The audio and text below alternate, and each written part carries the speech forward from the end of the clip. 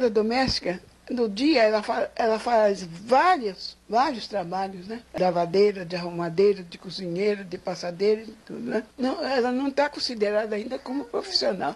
Mas ela é uma profissional. Porque se ela faz tudo isso durante o dia, ela é uma profissional. Porque além dos patrões não considerar ela como categoria, próprias leis também não consideraram até hoje. Não vou receber o pagamento, tá?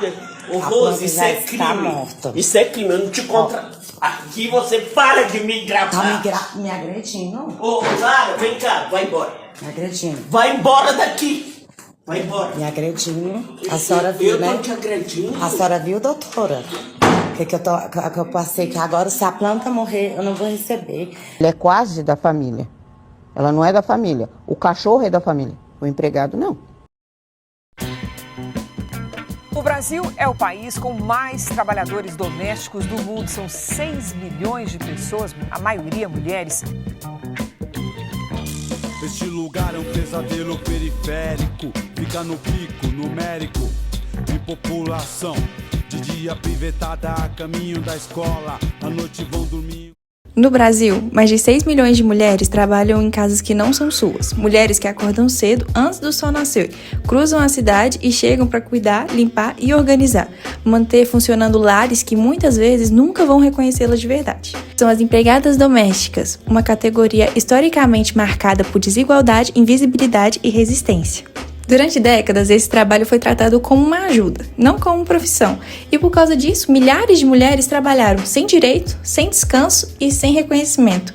Mas a realidade começou a mudar em 2013. A chamada PEC das domésticas trouxe direitos básicos que já eram garantidos a qualquer trabalhador, como a jornada de trabalho limitada, as horas extras, o descanso semanal, o FGTS obrigatório, o adicional noturno e o seguro-desemprego. Um marco histórico que, pela primeira vez, o Estado brasileiro disse que o trabalho doméstico é trabalho e merece direitos. Um avanço muito grande. A gente não pode dizer que não tem o que comemorar. Nós temos o que comemorar, sim. Ainda assim, mesmo com leis, muitas mulheres só recentemente passaram a ter algo que deveria ser óbvio: a carteira assinada.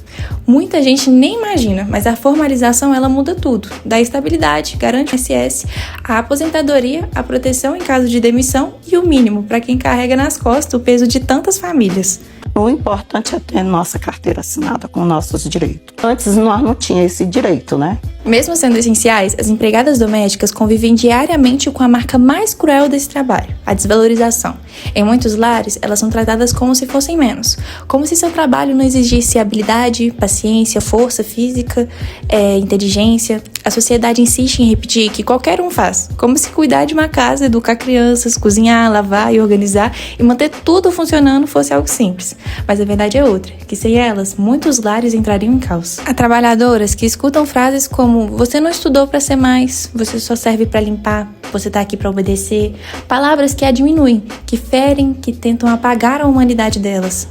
Palavras que revelam uma estrutura social que ainda enxerga o trabalho doméstico como algo indigno, quando na verdade é um dos pilares mais importantes da vida cotidiana. A desvalorização também aparece no salário. Muitas ganham pouco, tão pouco, e ainda assim escutam que é muito para o que elas fazem. A falta de reconhecimento virou rotina e o cansaço emocional é tão pesado quanto o físico, porque não é fácil trabalhar em um lugar onde você é tratada como invisível. Mas a desvalorização não para nas humilhações cotidianas. Para muitas empregadas domésticas, a realidade é ainda mais brutal. Segundo os dados recentes do Ministério dos Direitos Humanos, parte da categoria é submetida às condições que ultrapassam a exploração comum. Configura-se como trabalho análogo à escravidão. Desde 2017, pelo menos 101 trabalhadoras domésticas foram resgatadas no Brasil por viver sob jornadas exaustivas, moradia degradante, falta de liberdade para sair e privações que remontam a servidão. Essas mulheres, muitas vezes negras, ficam isoladas sem acesso a descanso digno, convivendo em alojamentos precários, sem ventilação adequada, sem privacidade ou condições mínimas de higiene. E não é apenas a exploração física ou a sobrecarga de trabalho. Há relatos de agressões psicológicas e até físicas. A Contratu, organização que defende trabalhadoras do lar, registrou casos de domésticas que sofreram violências de seus patrões. Olha, uma moça me batia, ela me mordia. Aí ela chorava porque queria que eu falava que era eu que tinha batido nela e tal. Além disso, em alguns casos, essas violências configuram crime de violência doméstica. A Lei Maria da Penha, tão conhecida no Brasil por proteger mulheres contra agressões, também se aplica às empregadas domésticas. Mas o que poucos entendem é que o trabalho doméstico sustenta sonhos e que através dele muitas mulheres sustentam sua família, pagam o estudo dos filhos, constroem independência, elas limpam casas de outras pessoas enquanto lutam para construir as suas próprias. Isso não é motivo de vergonha, é motivo de orgulho. O filme Que Horas Ela Volta, dirigido por Anna Mui-Laert, é um dos retratos mais fortes e realistas sobre o trabalho doméstico no Brasil. Ele mostra muito mais que uma história, mostra uma estrutura social inteira. A protagonista, Val, é uma empregada doméstica que trabalha e mora na casa de uma família rica em São Paulo. Ela cuida da casa, da rotina, das refeições, da piscina, especialmente dos filhos dos patrões. Fabinho, por quem desenvolve um certo afeto que quase substitui o da própria mãe. Mas mesmo assim, ela é tratada como alguém que deve saber o seu lugar.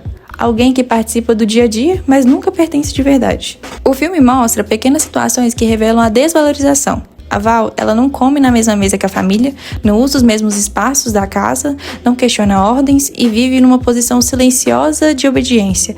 E aquela ideia antiga e cruel de que empregada deve ser parte da família, mas nunca igual.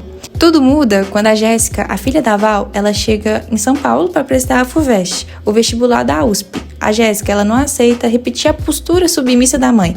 Ela entra pela porta da frente, senta no sofá da sala, pega a comida da geladeira, coisas simples que viram quase um choque para a família. E esse choque revela muito a realidade e a naturalização da ideia de que a filha de uma empregada deveria ocupar o mesmo espaço de servidão que a mãe, sem ambição, sem futuro, sem questionamento. E o ponto alto acontece quando a Jéssica passa na FUVEST, conquista uma vaga que o próprio Fabinho, criado com todos os privilégios, não conseguiu. A vitória expõe um incômodo profundo. Como assim a filha da empregada conseguiu mais do que o filho da casa? A aprovação de Jéssica é uma quebra simbólica. Uma filha de doméstica ocupando um lugar que na cabeça de muita gente não é para ela. Esse momento escancara a desigualdade histórica que sempre limitou mulheres como a Val e as suas filhas e mostra como o estudo pode ser uma ferramenta poderosa para romper os ciclos. Horas Ela Volta não fala apenas sobre o trabalho doméstico. Ele fala sobre fronteiras invisíveis dentro das casas, sobre racismo, sobre desigualdade, sobre oportunidades negadas e sobre a coragem de enfrentar papéis impostos. O filme lembra que quando uma empregada doméstica é desvalorizada, não é só que o trabalho dela que é diminuído, é sua dignidade, sua humanidade, seus direitos de sonhar. E quando sua filha supera essas barreiras, a sociedade precisa encarar algo que sempre tentou evitar, a quebra das hierarquias que pareciam eternas.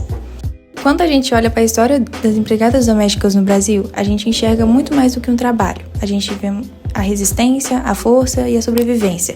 Mulheres que, mesmo desvalorizadas, mesmo humilhadas, mesmo enfrentando jornadas pesadas e chefes abusivos, continuam sustentando lares, inclusive que nunca reconhecem o seu valor.